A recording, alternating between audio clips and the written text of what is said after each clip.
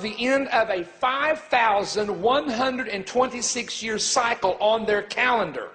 It also marks the end of the cycle on what they call their long count calendar.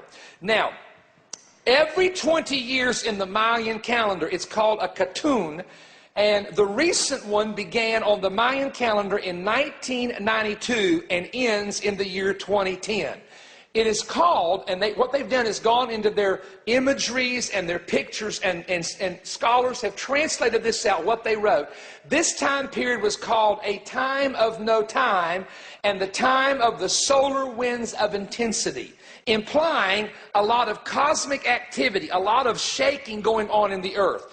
Now, 7 years later, there's a time of darkness that the world enters into called the Sacred Hall of Mirrors, where men see all the evil that they have done to each other. There's to be a solar eclipse and a planetary alignment that happens, and it's called the cycle of the universe. And all this, what's interesting, and this is what people are noticing, that the long count is ending, the eclipses are coming, and the cycles are all peaking on the year 2012.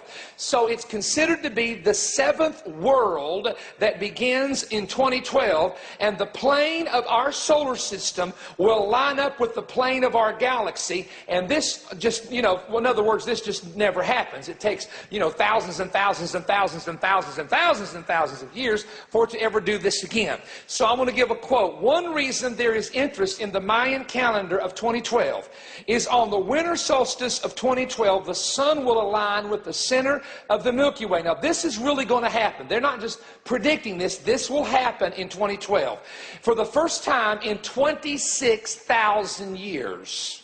This means that whatever energy typically streams to Earth from the center of the Milky Way, and we're talking about electromagnetic energy, will be disrupted on 12/21/12 at 11:11. They even have the time down.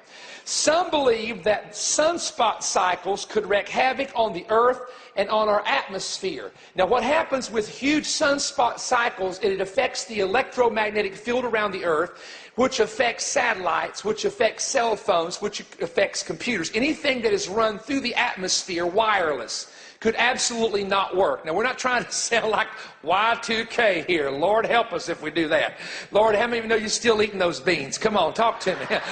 Okay, so I'm very careful here because I understand how people take certain things and can go way out with it. Now, see, let me tell you how serious some people are taking this. Some people have taken this so serious that in Norway, people are already preparing bunkers and storing seed and food underground, and they literally, Norway is into this huge, and they're saying the end of the world is coming in 2012. Now, first of all, let me say something. Even if the tribulation started tomorrow, okay, even if it started tomorrow, that would only be the middle of it. And the Bible tells you people survive the tribulation. Jesus comes back to rule on earth in the tribulation. And only 1/3 of everything is totally annihilated. The rest of it goes under judgment, but 1/3 is what's destroyed. So for people to get carried away and act like everything's going to blow up, everything's going to end, everybody needs to run to a cave, that is the wrong impression to give, especially to children of God. Jesus teaches, listen, this is important you hear this. Oh, I got to say this. It's important that you hear this, that Jesus compared his return to the days of Noah when nobody would know until the day, right? Nobody's going to know till the moment. But he said, as it was in the days of Lot and Noah. Are you ready for this? They're not in caves. They're not concerned about solar flares. They're not somewhere hiding. They're eating, drinking, marrying, and given in marriage. In other words, there's going to be prosperity no matter what happens with the war in Iran, no matter how high oil goes up, no matter what happens economically, no matter what bank goes down today and comes back tomorrow. You read the Bible, and please remember this, there is extreme prosperity when Jesus shows up. Do you know why? Because that's what draws the people's attention away from him. Because everything gets bad, then goes back to normal. Then la-di-da. It's just like 9/11. 9/11 hit, everybody got saved. 2 months later, half of them are backslid again. Okay, that's what I'm saying. Things get bad and America prays. Things get prosperous and they forget God. So my point is, yes, there's going to be war, famines, pestilence. That's going to be going on. It's like two tracks. There's one track where they don't have their mind on God because everything's prospering. There's another track when everything's going crazy. So you got to remember that when you read Jesus coming back, it's going to be like a normal day and a normal time. And that's why he says it's going to shock everybody. Can I go ahead and preach this? You see, some of us think that there's going to be some unusual event, a major sign, and I believe it's possible. It may happen during the war of Gog and Magog. That may be the big event. I'll have to talk about more of that on Friday. But nonetheless, if you read the Bible, Jesus says, just like the days of Noah, they didn't know till the day. They didn't know that it was going to be wiped out till the day. And he says, they're going to be eating, drinking, married, giving in marriage, partying, having a good time, and bam, I'm going to show up and take my folks away. I'm going to show up, whoop, it's going to be over with that quick. See? Just suddenly it's going to happen. So the point is, keep that in mind while we talk about this. Now, here's what I want to share with you. It's very important about the Mayan calendar. I don't know what I believe because I would have to hear, and there are people that would do this, and there are people that are going to do this.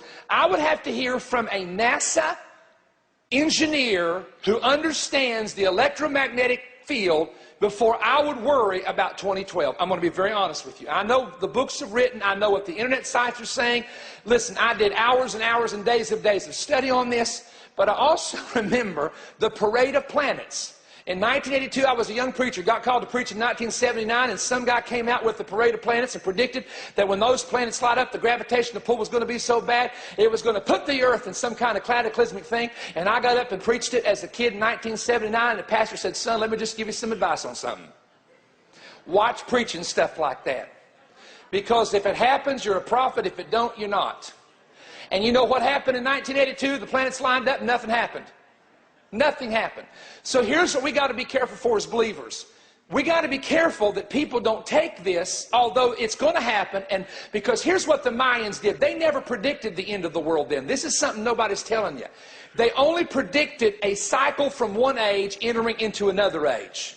It's almost like saying that Jesus is going to come back at the end of the tribulation and the millennium is going to begin. You know what that begins? The Messianic age. It ends man's government. It begins the age of the Messiah. So I would say to you, I know a lot of people are talking about this. There's 5 major books coming out. You're going to read a lot. You're going to hear about it on TV. Everybody's going to be talking about what's going to happen. You're not going to know what's going to happen till you get to that time frame. That's how I see it.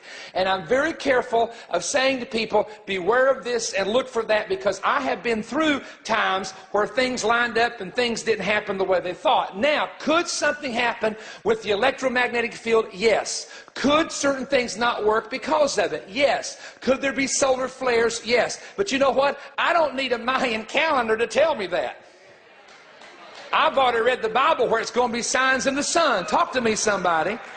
So my point is, I can read the Bible and tell you some of that stuff's going to happen without that. So in other words, that's how I settle on the calendar part. You're going to have to just wait and see, believe God, and understand what the Bible says about the signs. But here's the big one.